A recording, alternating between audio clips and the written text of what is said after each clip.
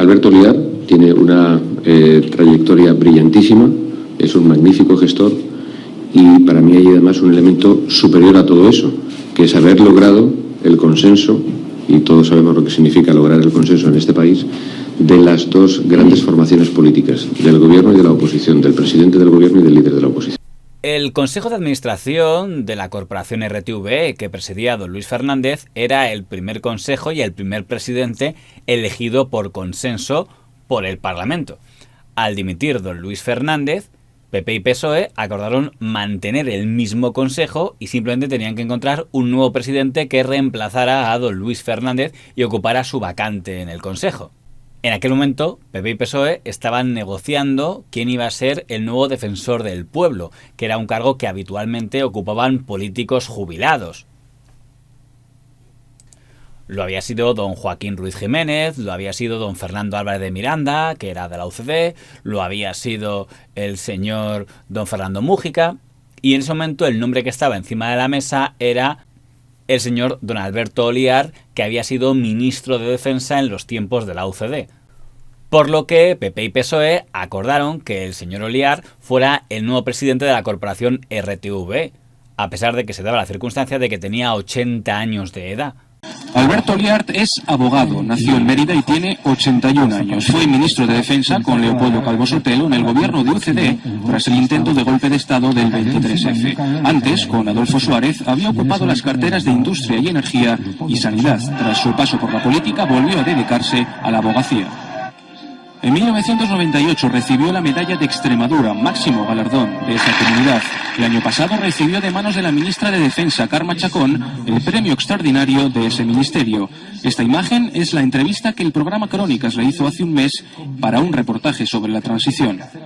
La propuesta de Alberto Oliar como presidente de la Corporación Radio Televisión Española es fruto de un acuerdo personal entre el presidente del gobierno, José Luis Rodríguez Zapatero, y el líder de la oposición, Mariano Rajoy. Era llamativo que Radio Televisión Española hubiera aplicado un ERE que prácticamente para algunos forzaba la jubilación de aquellos que tenían más de 52 años de edad, pero ahora aceptara a un presidente con más de 80 años de edad. La sustitución en Televisión Española del excelente periodista Luis Fernández por un ilustre abuelo Cebolleta, que aún cuenta con amenidad y gracia las batallas de la transición, indica que ni el gobierno ni la oposición van a tomarse ya demasiado en serio la televisión pública. Esto fue muy criticado, aunque quizá al señor Pablo Motos, que en ese momento estaba en 4, la crítica se le fue un poco de las manos. En fin, noticias importantes. La noticia del día es que hoy el Congreso ha nombrado al nuevo presidente de Radio Televisión Española, que es Alberto Oliar, de 81 años. 81 años, ¿vale? Manda huevos. Hace nada estaban haciendo un ERE para despedir a los que tenían más de 55 y ahora ponen un jefe de 81. Para mí que han hecho a este hombre director de Televisión Española porque es demasiado joven para ser papa. Claro, entonces está ahí esperando, está esperando. Ya. Perdón, quede claro, a mí me encanta la gente mayor, pero hombre, para director no, es que es fuerte, 81 años, está entre la caja tonta y la caja de pino un poco, ¿no? Con todo el respeto a Alberto Oliar, que me lo merece, sin ninguna ironía, que es una persona con una trayectoria política, que ahí está, a uno les gusta, ¿no? Que parece una persona intelectualmente válida. Insisto, no es una crítica a Alberto Oliar, pero primero, no es una persona de 81 años con la trayectoria de Alberto Oliar la idónea para pilotar, no es una presidencia honoraria, es una presidencia ejecutiva, para pilotar Radio Televisión Española en el siglo XXI. No, ahora voy ahí. Ahora voy ahí. No, pero es que eso es muy grave. Es que eso, Fernando, esa es la derivada, que va a ser honoraria. Y entonces lo que tienen que hacer es decir quién va a mandar de verdad. Don Alberto Oliar mantuvo como director de informativos al señor Fran Llorente, que por tanto seguía como director de informativos con un tercer jefe diferente. Y por tanto se mantenía el mismo equipo de la redacción, que era una redacción mayoritariamente progresista. Sin embargo, no parece correcto decir que el señor Oliar fuera el jefe del señor Llorente, porque podía parecer que era más bien al revés. El que tenía hilo directo con la Moncloa era el señor Fran Llorente. Y la mejor demostración es que cuando dimite el señor Luis Fernández, dimite con él el director de TV, el responsable de contenidos, que era el señor don Javier Pons. Y la persona que nombra al nuevo director de TVE, al nuevo responsable de contenidos, no es el señor Oliar, es el señor Fran Llorente, que es el que propone a don Santiago González como nuevo director de TVE. Por cierto, siendo director de TVE, don Santiago González encargará un magazín de mañana a la señora doña Mariló Montero, que anecdóticamente, o quizá no, justo en ese momento, es pareja del señor don Santiago González. Se forma, por tanto, un comité de dirección que forman el señor Oliart, el señor Fran Llorente y el señor Santiago González, que en la práctica manda el señor Fran Llorente, que, en opinión del Consejo de Administración, empieza a actuar por su cuenta sin informar al Consejo de Administración de los pasos que da. En ese año 2009 se producen varios cambios en el equipo de presentadores de TVE. Para empezar, don Lorenzo Milá dimite como presentador del Telediario 2 porque quiere volver a ser corresponsal. Y el señor Fran Llorente designa como nueva presentadora del Telediario 2, es decir, el Telediario de las 9, a doña Pepa Bueno, que hasta ese momento estaba en los desayunos. Por tanto, es a la señora Pepa Bueno a la que le toca inaugurar los nuevos telediarios sin publicidad. Después de más de medio siglo de vida, Televisión Española afronta una etapa sin publicidad. A partir de hoy hacemos una televisión sin cortes, sin interrupciones, más servicio público, más participación ciudadana y más producción propia. Esas serán claves tanto de la 1 como de la 2.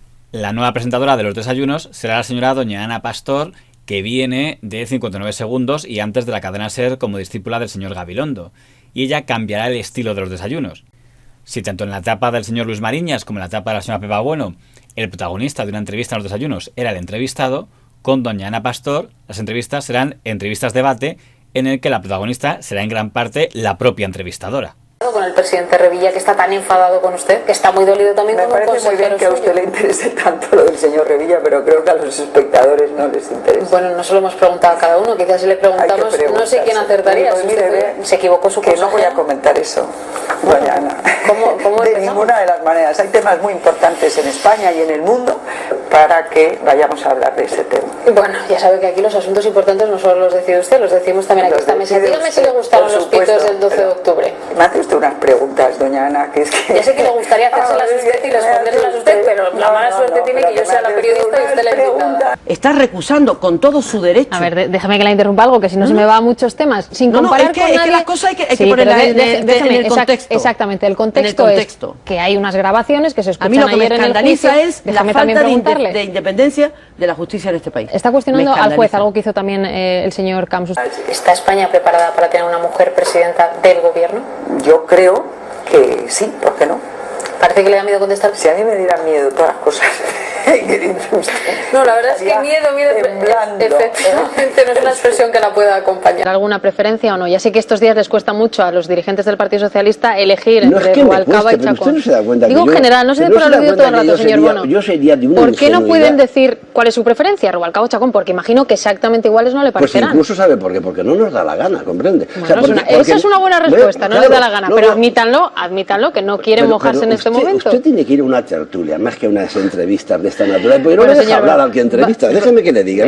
Cambio también en el 24 horas, porque don Vicente Vallés dejará el 24 horas para irse a Antena 3 Televisión y el señor Fran Llorente designará al señor don Xavier Fortes, del grupo de aquel comité antimanipulación que había combatido contra la PP aznarista, para que sea el nuevo presentador de La Noche en 24 horas. Ahora en directo hasta Tenerife, allí está José Manuel Soria, candidato del Partido Popular por esa provincia. Soy candidato por la provincia de Las Palmas. En Canarias hay dos provincias, Santa Cruz de Tenerife y Las Palmas. En mi caso, yo encabezo la candidatura por Las Palmas. Pues perdón por la disculpa.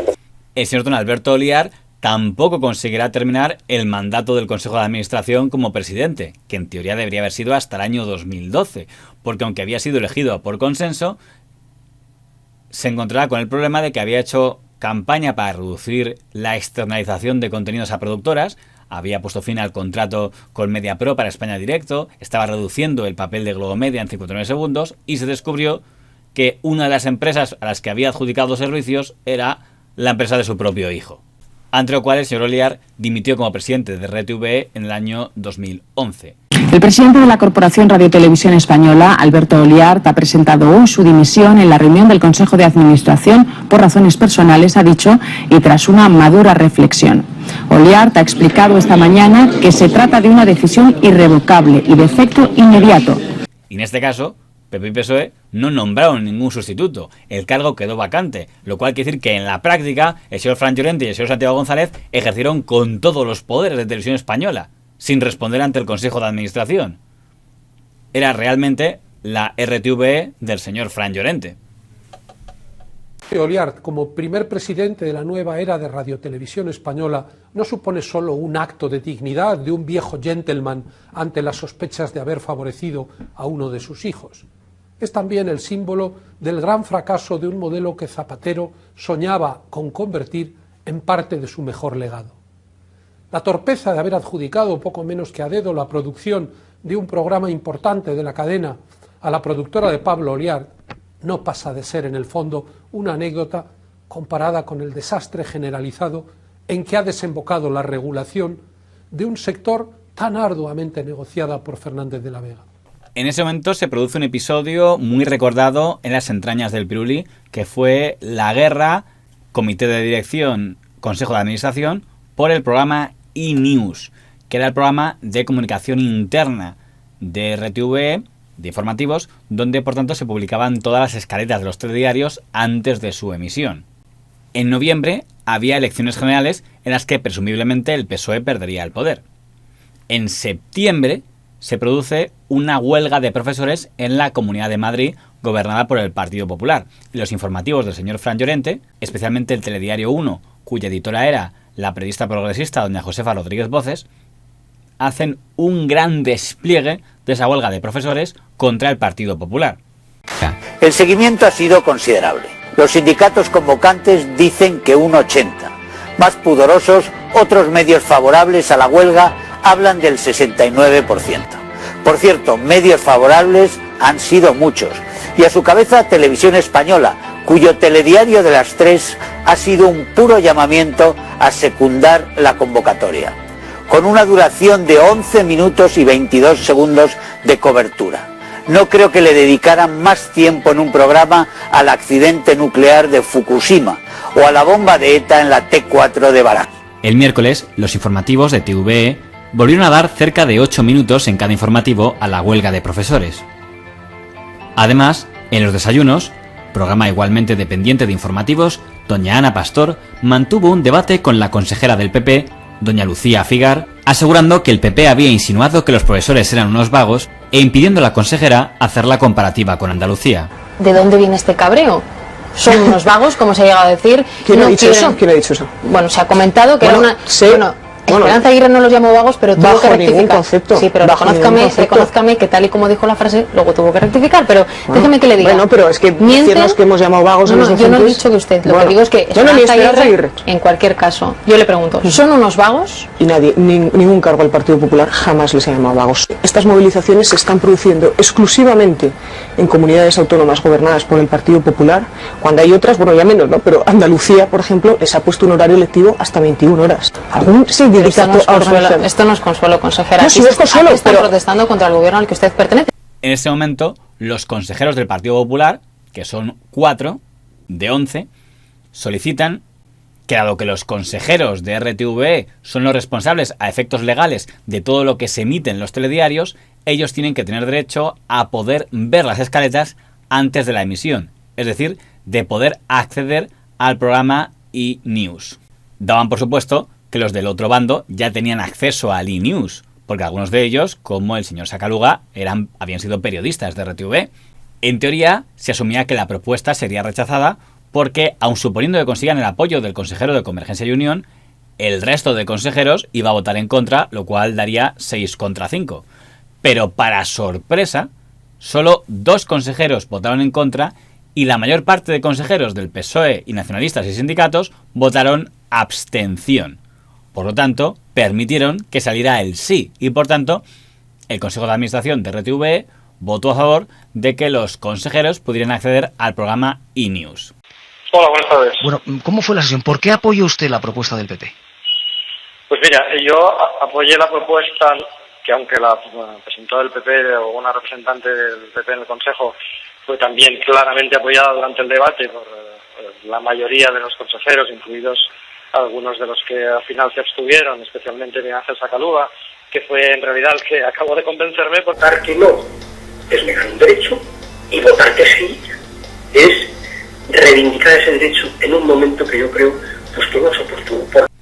El señor Fran Llorente encontró en aquello la forma perfecta de presentarse como una víctima de la partitocracia y lanzó la idea, apoyada por toda la redacción y por todo el Consejo de Informativos, de que el Consejo de Administración, controlado por los partidos políticos, quería controlar sus informativos.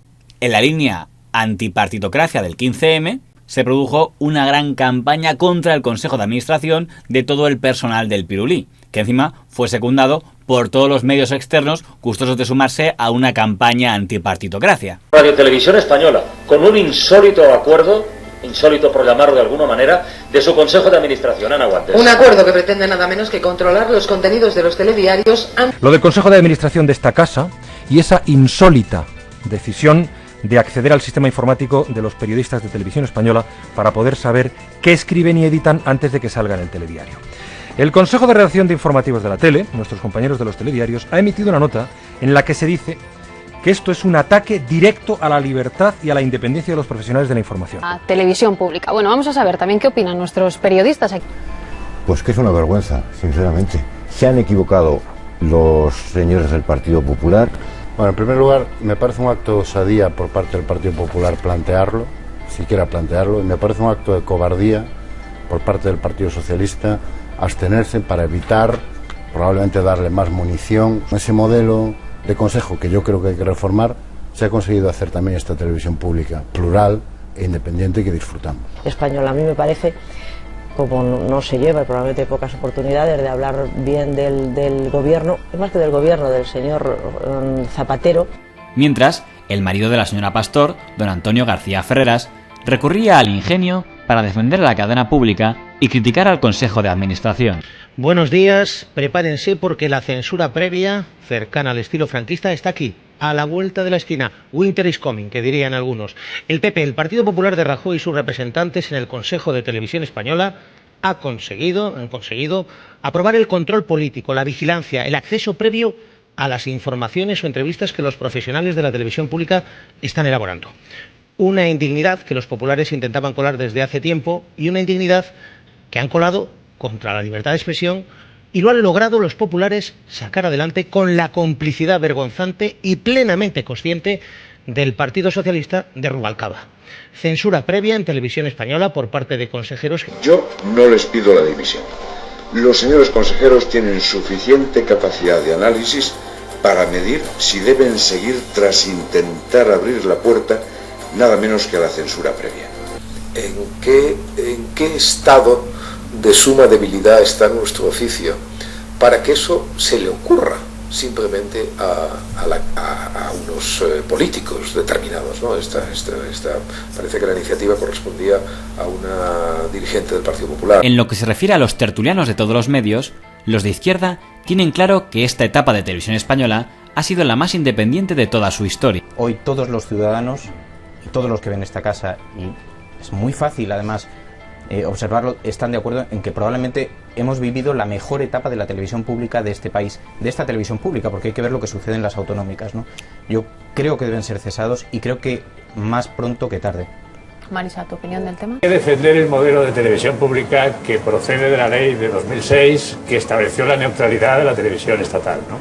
Yo creo que este modelo ha funcionado perfectamente con la etapa de Luis Fernández y de Alberto Oliar. Los profesionales que han tenido libertad para ser independientes ha sido mucho mejor a partir de 2006 que todo lo anterior, con aquella excepción. Con este Consejo que ha adoptado esta decisión. Sí, en el haber de Zapatero, ahora que es tiempo de despedida, siempre estará el haber conseguido una televisión pública digna, plural, muy lejos de aquel recuerdo que nos dejó la segunda legislatura de Aznar. La administración y de los partidos que lo han propuesto llevan algún tiempo insinuando constantemente partidismo en la televisión pública, críticas, intentos de control, incluso hay dirigentes altísimos como la señora Cospedal ha tenido, en mi opinión, intervenciones muy desafortunadas que afectan a la independencia de los profesionales.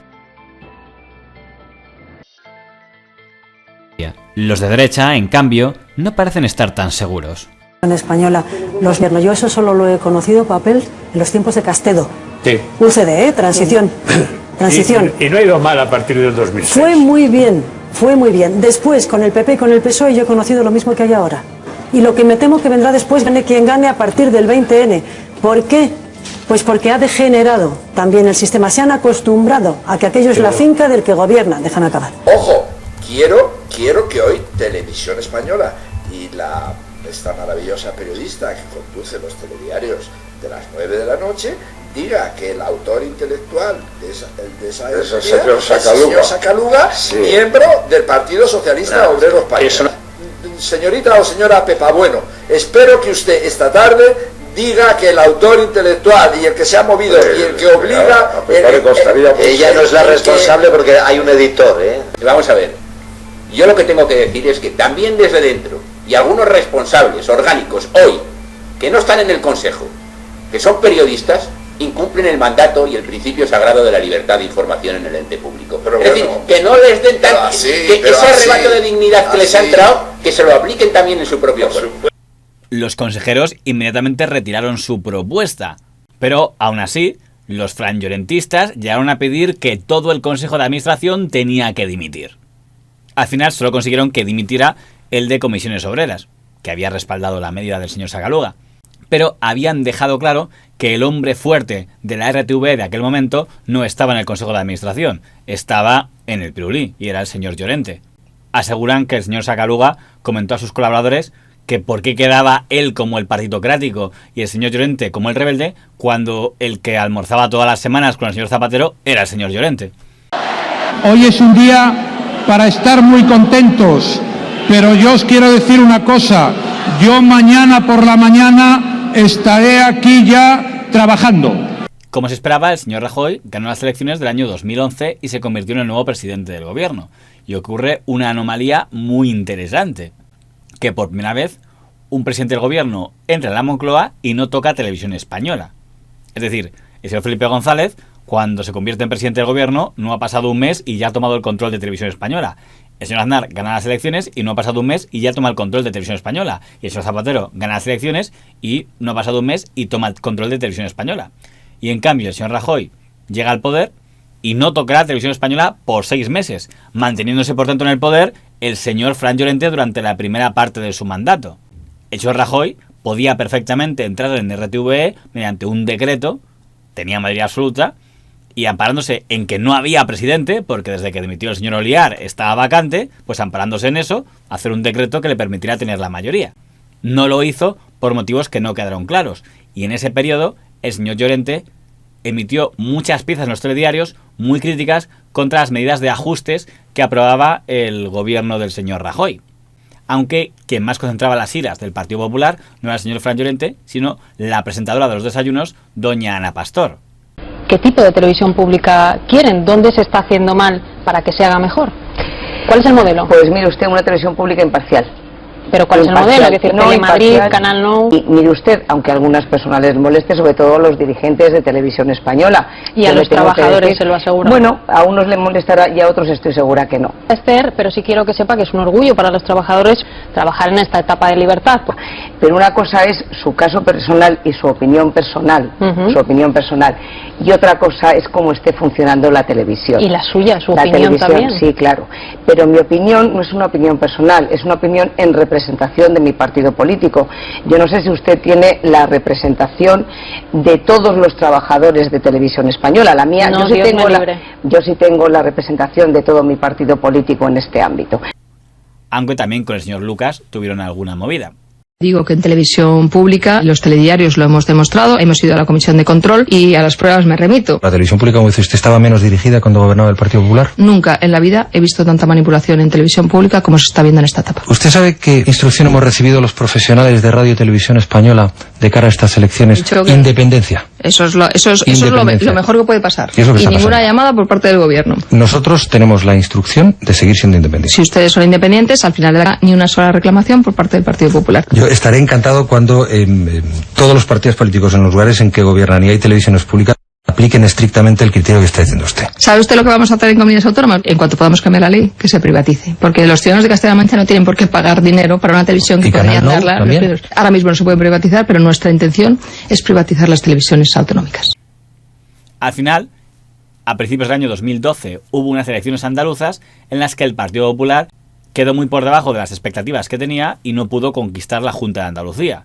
Y en el Partido Popular culparon de esa derrota a Radio Televisión Española. ¿Vosotros creéis que si hubiera ganado el PSOE por mayoría absoluta, Televisión Española seguiría 3 meses después en manos de la oposición? Ni un segundo. El Partido Popular podía hacer una cosa, que es decir, yo no me siento legitimado por mi mayoría absoluta a no respetar los acuerdos que hizo mi propio partido y cambio al presidente, cambio al director de informativos, cambio a todos. Opción B, que es la que han hecho, cargarse de razones para dar un tiempo al Partido Socialista para decir, esto hay que cambiarlo. Sí, lo suficiente para que no se haya ganado que estoy legitimado. No, bueno, vamos a ver. Lo suficiente. Han esperado, tenían que haberlo hecho antes de las andaluzas. Sí, pues seguramente se habrán arrepentido de no haberlo hecho.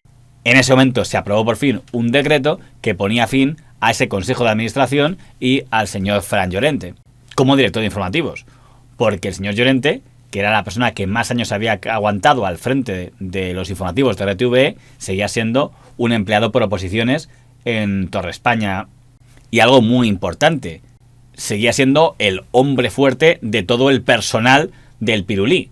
Era el factotum de Torre España. Y aunque dejara de ser director de informativos, ese poder que tenía en los pasillos se iba a seguir notando durante la siguiente etapa de Radio Televisión Española. Yo nunca he trabajado en Televisión Española, pero sí que soy contribuyente y pago mis impuestos para que sea posible esa televisión. Yo me hago una pregunta, ¿cómo es posible que cada vez que cambiamos de gobierno cambien los directivos de Televisión Española? Es que es algo que... Llevamos 35 años de democracia y todavía hay políticos que no han entendido que las televisiones públicas no son suyas. No lo entiendo. La semana pasada destituyeron al jefe de informativos de Televisión Española en el mejor momento de los informativos de Televisión Española. No lo digo yo, lo dicen las encuestas. Claro, me hago tantas preguntas que yo creo que tendremos que hacer un Salvados para aclararlo. Quiero dedicar este premio al equipo de Salvados y a Fran Llorente. Muchas gracias. Eskerrik asko.